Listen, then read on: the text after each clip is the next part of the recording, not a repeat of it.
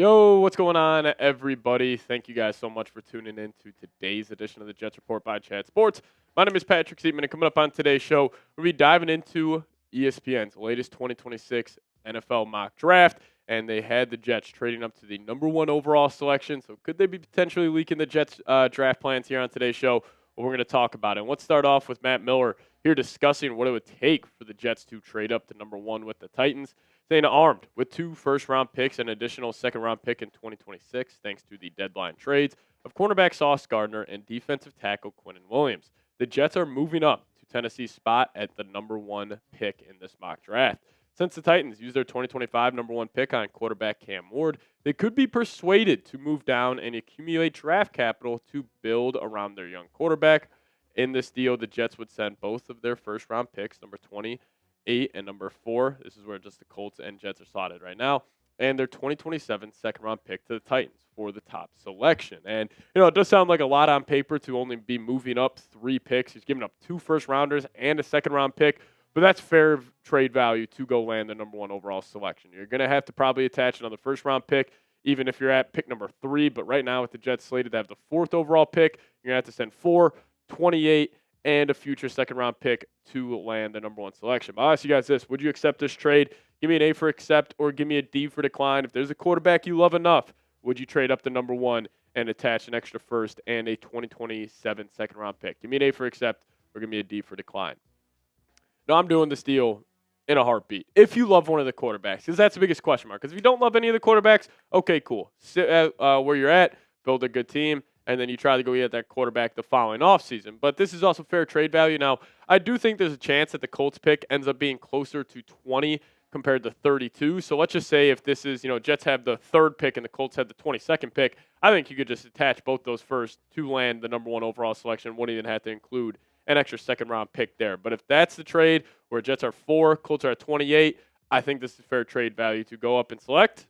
How about Fernando Mendoza? That's who ESPN had the Jets selecting, the quarterback out of Indiana. If you guys have been watching the show for the past couple of weeks, I'm a massive fan of his game. He's got a swagger. He's got an intensity about him. He's got a moxie about him that I really like, and he also throws a hell of good football as well. But listen, this comes down to if the Jets are going to, love Fernando Mendoza, or if it's a guy like Ty Simpson as well. It just comes down to if they fully believe that that guy they're selecting is going to be the franchise quarterback. Because if he's the franchise quarterback, who cares about that extra first? Who cares about that extra second-round pick you're attaching?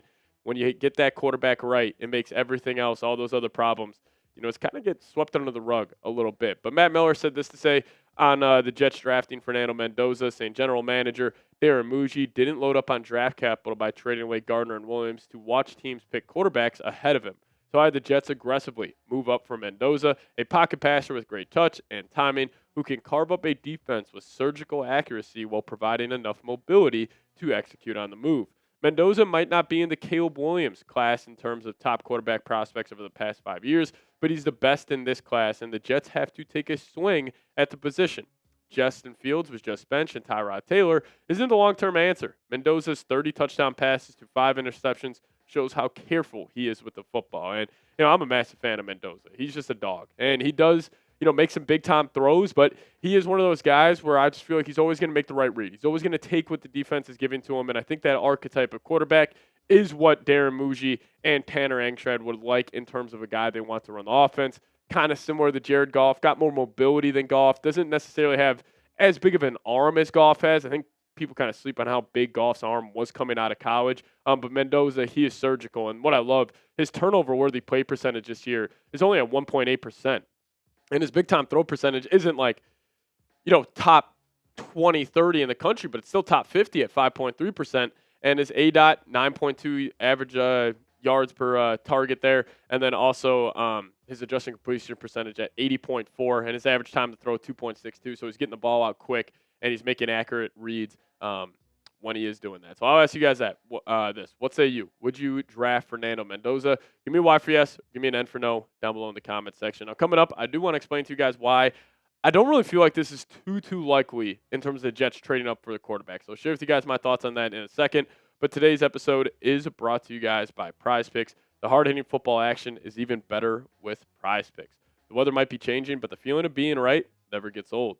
So keep the season rolling on Prize Picks by getting $50 instantly in lineups when you play your first $5.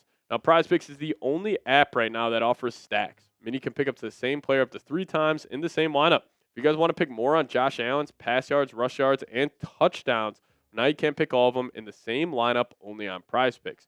You guys can also follow other PrizePicks players directly on the app and copy their lineups in just one click. Whether it's a friend, a celebrity partner, or just someone whose picks you like, hit that follow button and check out every lineup they create in the new Feed tab on PrizePicks. So download the PrizePicks app today, plug in promo code CLNS, get hooked up with $50 in lineups after you play your first $5 lineup. It's promo code CLNS to get $50 in lineups after you play your first $5 lineup. Shout out to PrizePicks for sponsoring today's show. PrizePicks, it's good to be right. So I do have my doubts if Aaron Glenn and Darren Mougey would trade up for a quarterback. And the biggest reason for this is they have fully acknowledged that the Jets roster has way too many holes to maybe be ultra aggressive in trading up for a quarterback this year. And also, you'd want that quarterback to come into a good foundation, a good team. Now, I do think the Jets offensively do have the bones already in place to be a good support system for a young quarterback because you got the 2 tackles, you have a good run game, you got that superstar wide receiver in Garrett Wilson. Now, you wouldn't have an elite second pass catching option, especially if you give up that extra second-round pick. But also, that second-round pick you're giving up is in 2027. So you would still have your own second and the Cowboys' second to potentially go get a wide receiver. But I could just see Aaron Glenn and Darren Mougey taking the route of, hey, we're going to build out a very complete roster first. And then once we are ready, we'll go land that quarterback in 2027. But the only issue with this is there are really no good stopgap options. And, that's why free agency this year, the best option is probably Marcus Mariota. So it really is like the Jets are just in a tough spot because obviously they need to go get that young quarterback. But also, if they don't love a guy, are you willing to give up all this draft capital in a weaker quarterback draft class? So they're just in a tough spot with this quarterback position, plus how many holes are on the roster. But again, it all comes down to getting the quarterback right. Like, if you truly love Mendoza, if you truly love Ty Simpson, if you love even Lenora Sellers, any of these quarterbacks that are coming out, you do what you can to go land that guy. And I am in the spot right now with the Jets where if you just get the quarterback right, all the other holes on the roster will kind of be masked a little bit. You can sweep them under the rug because we've seen it with Drake May and the Patriots. Like, Patriots, they have a fantastic roster top to bottom. Not necessarily, but with how good the quarterback play has been, aren't really talking about it. That's why they're 9-2. That's why they're looking like they're going to be a problem in the AFC East for the next decade or even more than that. So it comes down to getting the quarterback right. Again, it's a lot to give up, but if you love the guy, who the hell cares? Who cares about that second-round pick? Who cares about that extra first? Because you'll have a franchise quarterback that'll be selling a lot of Jets jerseys. Hopefully it ends up working out. But we'll see. See what happens. But you guys let me know. Will the Jets draft a quarterback? Give me a D for draft. Give me a P for pass. You guys let me know your thoughts down below in the comments section. And we'll keep you guys posted with all of the latest Jets news and rumors here. Going to be a hectic offseason, so make sure you guys subscribe today. See y'all next time. Go Jets.